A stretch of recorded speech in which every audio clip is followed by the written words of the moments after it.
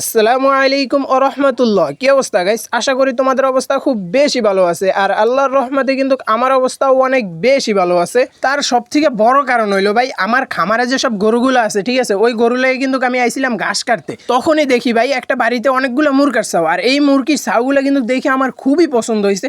আর এই পছন্দ হওয়ার কারণেই কিন্তু আমি ভাই আমার ঘাসের লগে মুরগার ছাউগুলো প্যাক করে লাইছি। মূলত এই জায়গায় সব থেকে বড় কথা হইলো এইটাই যে ভাই এই মুরগার ছাউগুলো যার, হ্যাঁ, সে কিন্তু আমার কাছে বিক্রি করতে চায় নাই, কিন্তু আমি জোর করে নিয়ে আসি।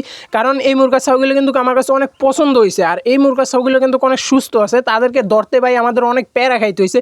কারণ এগুলো সারা ছিল, হ্যাঁ, বুড়া যে মুরগাটা আছে না, ওই মুরগাটার লগে কিন্তু এগুলো সারা ছিল, তাই কিন্তু আমাদের ধরতে অনেক কষ্ট হয়েছে। আর সেই ভিডিওটা কিন্তু আমি বানাইতে পারি নাই। তার সব থেকে বড় কারণ ভাই আমরা তিনজন ছিলাম, আর এই তিনজন কিন্তু মুরগার পিছনেই দৌড়াদৌড়ি করতে আসছিলাম, তার কারণেই কিন্তু আসলে ওই ভিডিওগুলো বানানো হয় নাই। সো আর কি বা করার আছে, ওই ভিডিওগুলো যখন বানানো হয় নাই তাহলে আর ওগুলো দেখার দরকার নাই। যেগুলো বানাইছি মানে যেগুলো আমি শ্যুট করছি ওগুলোই তোমরা দেখো। আমি কিন্তু এই মুরগার ছাউগুলো রাখার লেগে কোনো ধরনের কোনো ঘর বানানো হয় না আগে থেকে। তার কারণে কিন্তু আমি এই মুরগার ছাউগুলো এই ছোট্ট একটা খেসার ভিতরে রাখবো, মাত্র 7টা ছাউ। এই 7টা ছাউ কিন্তু এই খেসাটা ভিতরে খুব সুন্দর করে থাকতে পারবে।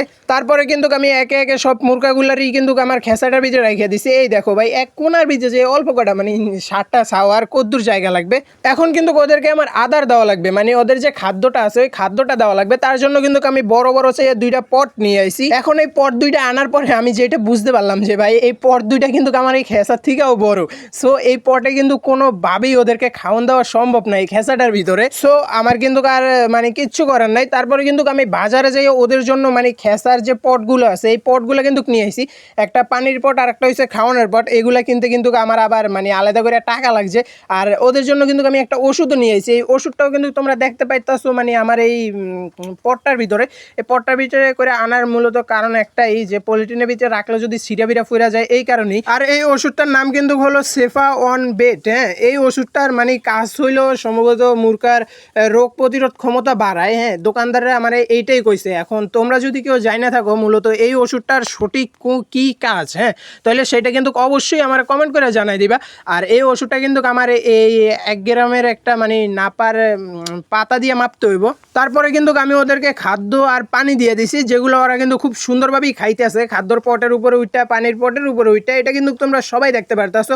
আর সবাই আমার এই 7টা মুরগির ছাড় জন্য দোয়া করবে, যাতে এই 7টা মুরগার ছাউ দিয়ে আমি ভবিষ্যতে কিছু একটা করতে পারি। আসলে হইবে না, কারণ আমার দ্বারা কিছু হয় না, না মানে হয় আর কি, মানে চেষ্টা করতে হয়। আসলে ওইসব চেষ্টা আমার ভিতরে নাই। মানে এগুলো আমার কাছে সুন্দর লাগছে, লেগে নিয়ে এসেছি। 5-6 দিন সুন্দর লাগবে, তারপরে আর কি করার। ওই যাই হোক, মানে এত কথা না বাড়াই। সো ভিডিওটা এই পর্যন্তই। ভিডিওটা যদি ভালো লাগে তাহলে লাইক, কমেন্ট, সাবস্ক্রাইব করে দাও।